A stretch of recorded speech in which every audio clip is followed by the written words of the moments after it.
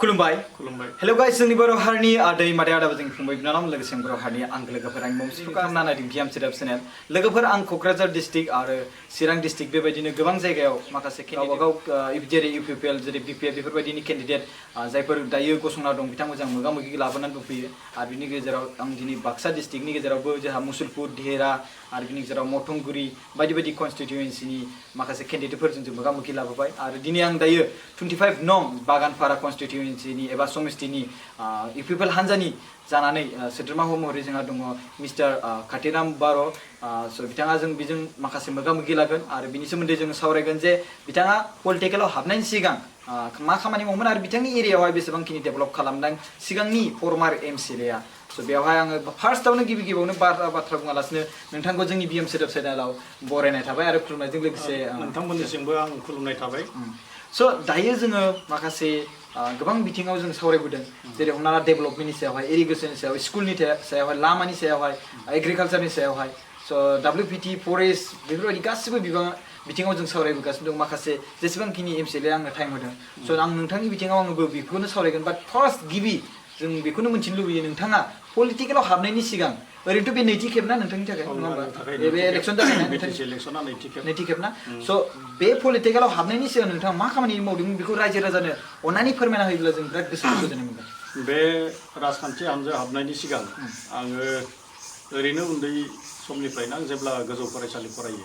बे गोजौ फरायसालि फरायनायनिफ्रायनो आङो थोंजोङै माने दुलाराय बर' फरायसा आफादजोंनो लोब्बा दङमोन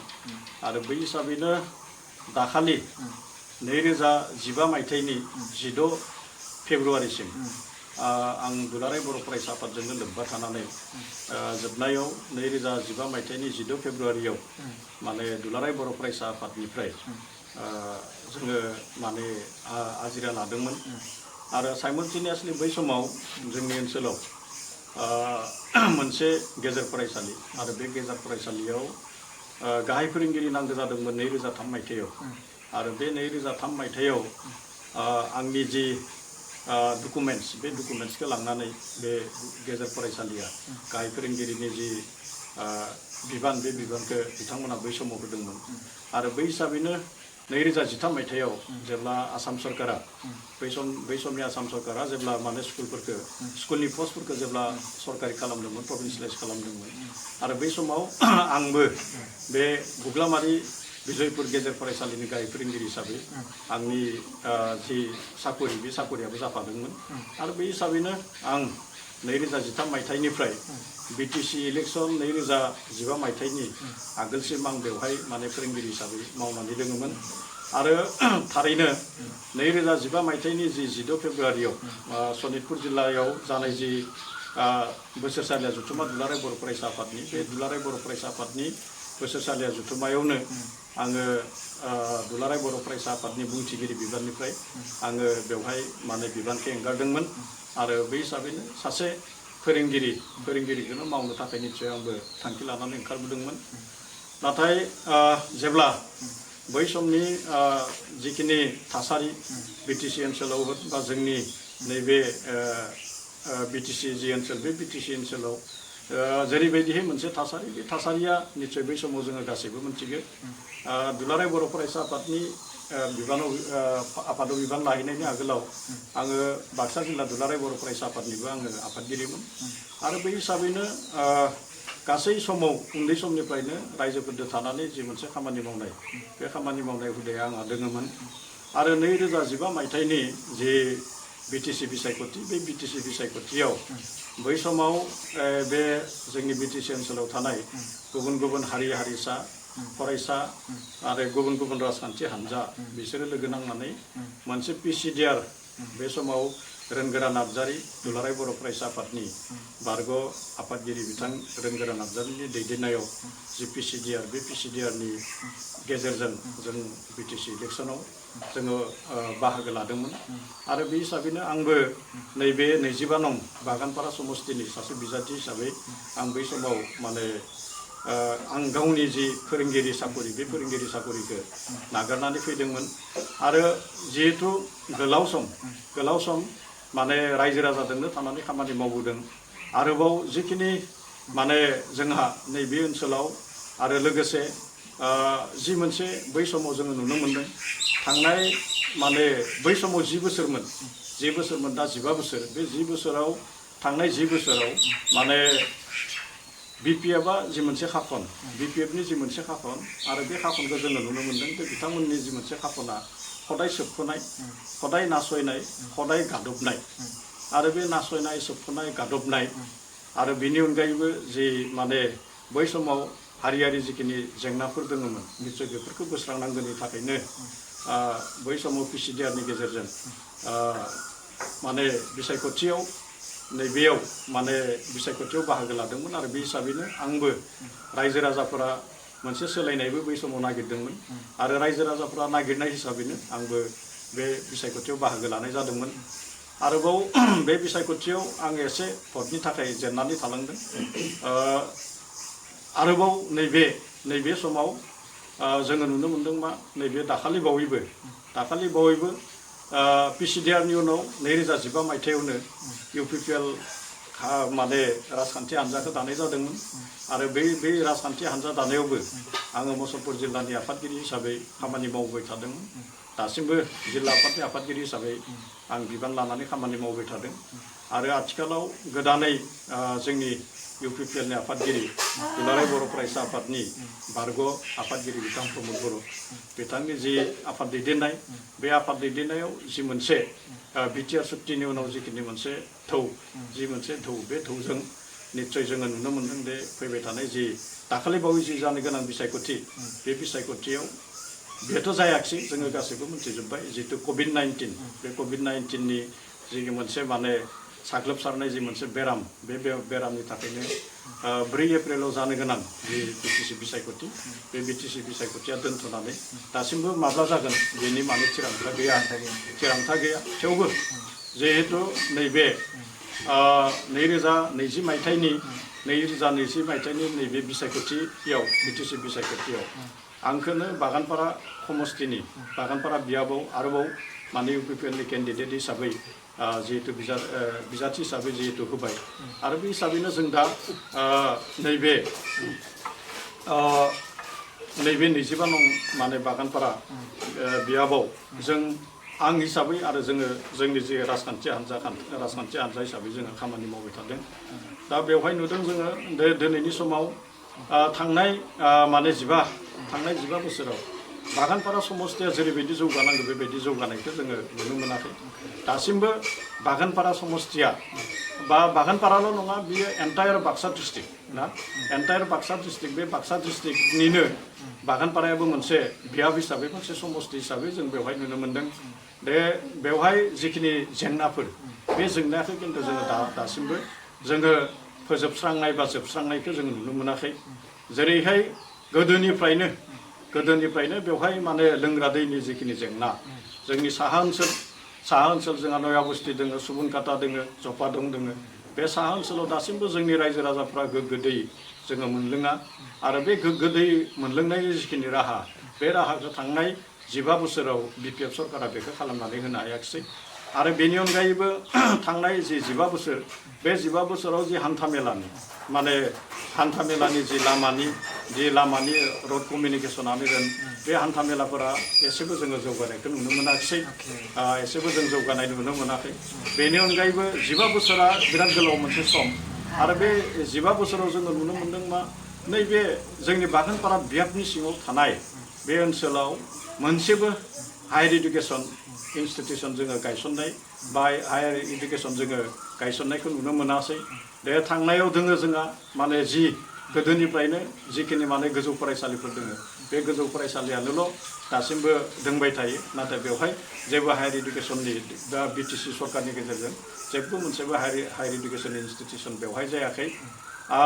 बेवहाय बयनिख्रुइ दुखु गोनांसिन आरोबाव जाहोना जादों मा दे बागानपारा समस्तियाव माने मोनसे बिडिअ अफिस दोङो एसडिसि अफिस दोङो आउटपस्ट दोङो पस्ट अफिस दोङो माखासे माने गोदोनो गायसनजाखानाय सोलोंथाइ माने माबाफोर दोङो बेनि अनगायैबो मोनफा मोननै माने सरकारि अफिसफोर दोङो दा बै थासेयावबो बिराद गोदोर मोनसे ओनसोल बे ओनसोलाव दासिमबो थांनाय 15 बोसोराव सरकारनि एसेबाबो आखाइ थायो दे माने बेवहाय माने बेंक ना बेंक जि मोनसे माबा मोनसेबो बेंक फेसिलिटिखौ जोङो बागानपारा समस्ति हिसाबै मोनाखै आरो बे फेसिलिटिखौ निश्चय होनो हायोमोन नाथाय बेखौ सरकारि जि माने सरकारबा जि शासन खालामनाय हान्जा बे शासन खालामनाय हान्जाया एसेबो गोसो होआखै जायनि थाखाय जोङो दासिमबो माने मसलपुरसिम जोङो जोंनि एन्टायार माने बागानपारा समस्ति हिसाबै मसलपुरसिम जोङो 20 किल'मिटार गोजानाव थांनांगौ जायो दमदमा हिसाबै जोङो माने 18 किल'मिटार गोजानाव जोङो थांनांगौ जायो आरो नलबारि होननानै बुङोब्ला हाजो सेरनिफ्राय हमोब्लाथ' गोबां माने गोजान किल'मिटार जोङो थांनांगौ जायो दा बेनिखायनो नैबे बेंकनि फेसिलिटि माने बेफोरखौ थांनाय 15 बोसोराव जोङो गायसननायखौ नुवाखै आरो जों मोनथिगौ दे एन्टायार बिटिसि एरियायानो माने दासिमबो इन्डास्ट्रियेल एरिया नङा बेनि रांखान्थिया माने माबाजोंसो बेस खालामखानाय जि माने आबादजोंसो बेस खालामखानाय दा बेवहाय नुनो मोन्दों आबाद मावनोब्ला आथिखालाव जि बोथोरजों सोनारनाया बियो जालिया दा जुदि बोथोरजों सोनारनायखौ जुदि जोङो मावाब्ला निश्चय जोंनो बेवहाय जि माने दै जगायनायनि जि फेसिलिटि जायखौ जों इरिगेसन फेसिलिटि होननानै बुङो बे इरिगेसन फेसिलिटिया माने टटेलि जिर' बेवहाय मोनसेबो इरिगेसन फेसिलिटिखौ माने जोङो नुवाखै जायनि थाखाय माखासे आबादारिफोरा बागानपारा माने समस्तिनि सिङाव थानाय माखासे आबादारिफोरा बोथोरजोंबो सोनारनो गोनां जायो नाथाय बेवहाय गोदो मोजां माने इरिगेसन बान्दोफोर दङमोन जेनेबा बुग्लामारियाव मोनसे माइनाव बान्दो होननानै बुंनाय जायो बे बुग्लामारिनि माइनाव बान्दोखौ जुदि जोङो साक्सेस खालामनो हायोबा एन्टायार माने मसलपुर साब डिभिजननि खावसे बाहागो माने 50% ना 50% एरियाया नैबे इरिगेसन फेसिलिटिखौ बेनिफ्राय मोनो खालि बुग्लामारिल' नङा बियो बरमा ओनसोलावबो मोनहैयो बिराद गिदिर मोनसे गेटार एरिया बियो काभार खालामो नाथाय बेखौबो बिथांमोना रिपेयारिंनि नामाव लाबोबाय नाथाय दै थोबसे बेनि थाखाय मोनाखिसै दै थोबसे बिनि थाखाय माने आबादथिलियाव होनो हायाखै आरो लोंग्रा दैनि नामावबो उत्तर कुसियाव माने एप्रक्सिमेटलि 5 crore मोनसे ड्रिंकिं वाटार प्रजेक्ट बेवहाय माने जादोंमोन नाथाय दिनैसिम बे ड्रिंकिं वाटार प्रजेक्टनिफ्राय बे सुबनखाता ओनसोलनि रायजो राजाफ्रा थोबसेबो दै मोनलोंनायनि जि सुबिदा बे सुबिदाया बिथांमोननियाव माने खाफालावनो गैया होननानै बुंनांगोन दा बेबायदि माखासे जेंनाया जोंनि गेजेराव दोङो बेनि अनगायैबो माने फिसा फिसौ नाय बिथांमोननि नोजोराव बियो फिसा फिसौ जागोन नाथाय जोंनि रायजो राजानि नोजोराव बियो बेसेबां गिदिर जागोन दे थांनाय 15 बोसोराव जोङो बेखौल' नुबोबाय थादों थांनाय 15 बोसोराव बिपिएफआ जोंनि रायजो राजानिफ्राय भटखौल'सो लादों खिन्थु भट लाखांनायनि उनाव रायजो राजानो जिखिनि माने जिखिनि सुबिदा जोङो नुदों माने इन्डियाया आथिखालाव MGNरेगानि गेजेरजों जि माने 100 डेज जि माने मा होननानै बुंदों एमप्लयमेन्ट जब फेसिलिटिनि जि बाथ्रा बुंदों नाथाय बे 100 डेज जब फेसिलिटि MGNरेगानि गेजेरजों जायफोरखौ बेवहाय माने होनांगौमोन बेबायदि मानसिनो जब कार्ड होआलासिनो बिथांमोना आथिखालावबो बेखौ माने होआलासिनो दोनबाय थादों आरो बेनि अनगायैबो जों बेवहाय नुनो मोन्दों गोबां न'खरानो माने गोबां न'खरखौनो बिथांमोना मा खालामनाय जायाखै इडुकेट खालामनाय जायाखै जायनि थाखाय गोबां न'खरावनो दासिमबो जोंनि साहा ओनसोलावनो आरो सुबनखाताफोरनि साहा ओनसोलाव दासिमबो एकाउन्ट्स बुक गैयै माखासे माने परियालफोर दङ फेमिलिफोर दङ जब कार्ड गैया एकाउन्ट्स बुक गैया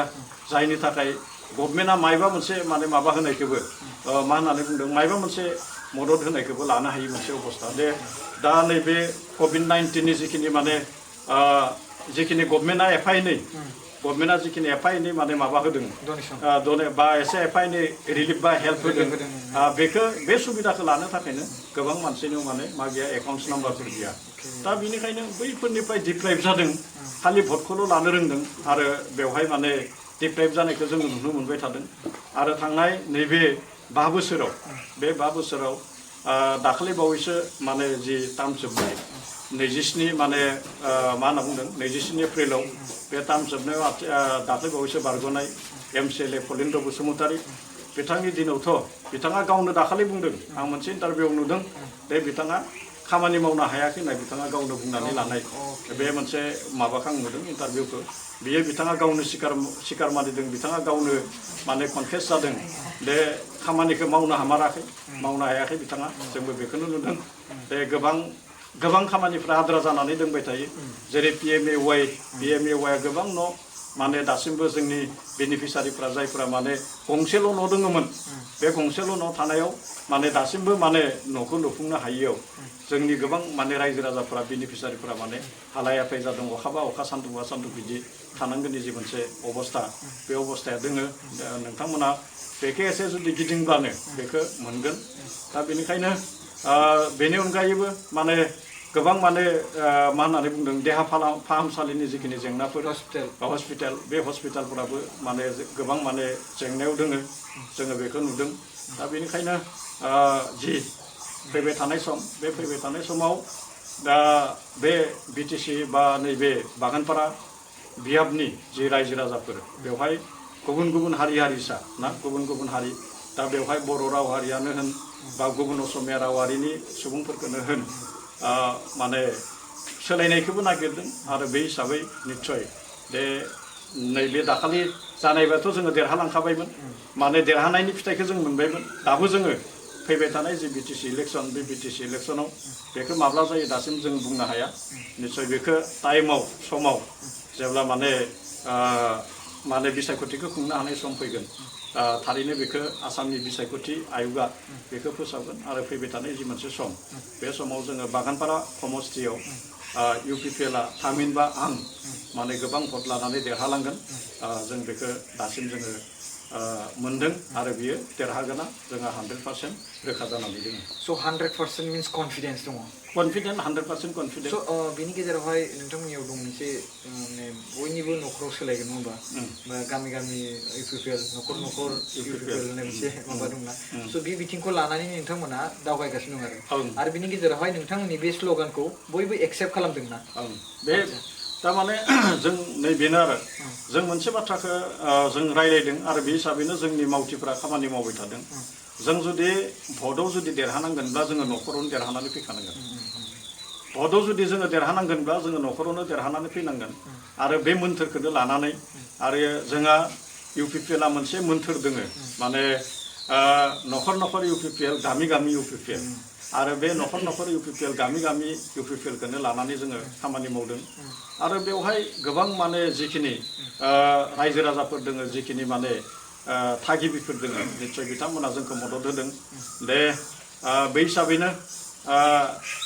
जोङो नैबे फैबाय थानाय जि बिसायख'थि बे बिसायख'थियाव गोबां भट लानानै जोङो 30,000निख्रुइबो बांसिन भट लानानै जोङो UPPLआ जों देरहागोन जोङो बेवहाय माने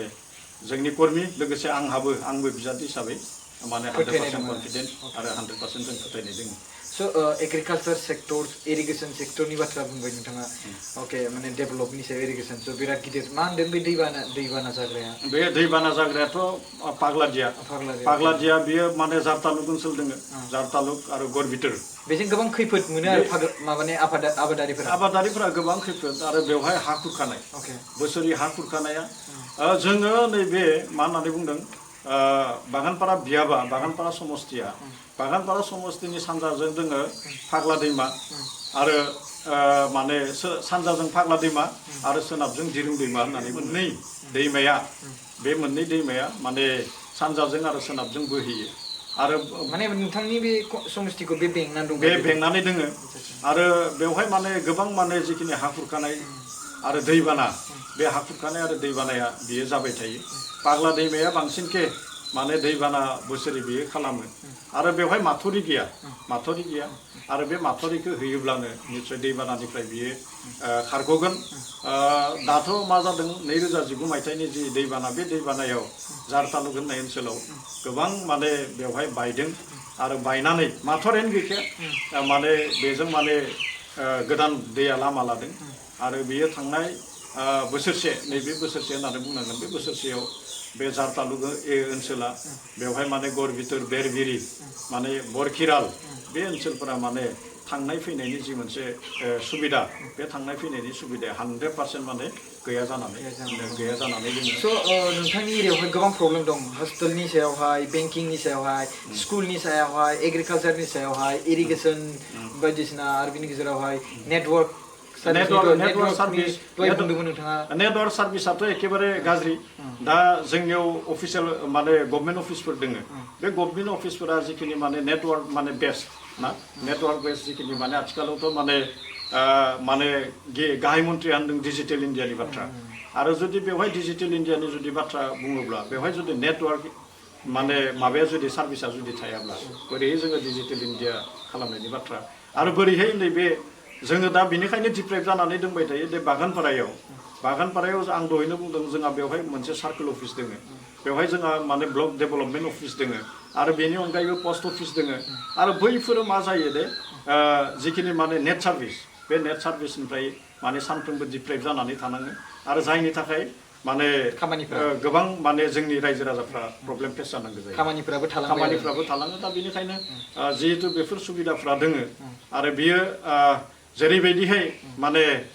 मा होननानै बुंदों जुदि गुबुन गुबुन गौथुमफोरखौ लाबोनानै जुदि बेवहाय खामानि मावनो हायोब्ला ना जेरैबायदिहाय रामदेबनि बाथ्राखौ जोङो नुदों बे रामदेबनोथ' गोबां हाखौ जोङो आगारनानै होनाय जाबाय फरेस्ट एरियाफोरखौ दा बेखौ जुदि बिदि खालामनो हायोब्ला निस्सय माने नैबे थांनाय 15 बोसोराव जि माने नेटवर्क सार्भिस ना नेटवर्क सार्भिसफोरखौबो निस्सय खालामनो हागौमोन खिन्थु बे थांनाय 15 बोसोराव जोङो बेबायदि जिखिनि माने मा होननानै बुंदों जाय माने ससियेल सार्भिस ना बा network service not only network जिखिनि माने माखासे सार्भिसफोर डेभेलपमेन्ट बे डेभेलपमेन्टखौ माने 100% बिथांमोना माने गोसो होआखै जों बेखौ नुनो मोनदों। अके नोंथाङा दा बायदियाव जुदि देरहायोब्ला जेनेबा नोंथांनि समस्थियाव 24 नं जेनेबा बागानपारा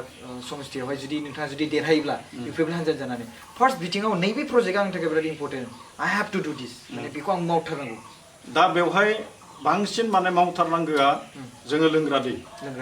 दैखौ जोङो एखेबारे बे मोनसे जेंना बेखौ जोङो फोजोबनांगोन बेनिफ्राय जोङो जोंनि जिखिनि रांखान्थि बे रांखान्थि आं दहायनो बुंदों बे जोंहा जिहेतु इन्डास्ट्रि गैया बेहाय ना जोङो बांसिन माने आबादनि सायाव सोनारो होमबा जोङो आबादथिलिखौ जौगाहोनो थाखाय बेवहाय जि दै जगायनाय राहा बे दै जगायनाय राहाया जोंहा जाथारनांगोन आरो बेनिफ्राय जोङो कमिउनिकेसन बे रड कमिउनिकेसननि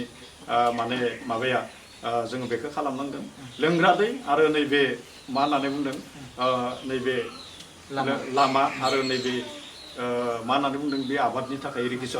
इरिगेसन ड्रप माखासेयाव माने हा गिसिखानाय दोङो बेफोरखौ जोङो होबथानो थाखायबाथ' ड्रपनि प्रयोजन जागोन लेन्ड इरिगेसनखौ जुदि माने होबथानोब्ला दा बेनिखायनो बैफोर खामानिखौ जोङो मावनांगोन पर्यायक्रमै जोङो मावलांनो नांगोन दा बे हिसाबैनो निस्सय जों जुदि इक'नमिकखौ आरो जोङो मा सोलोंथाइयाबोथ' माने गोबां जायगायाव जोंहा फरायसालि गैया दा बेनिखायनो जोङो बुंदों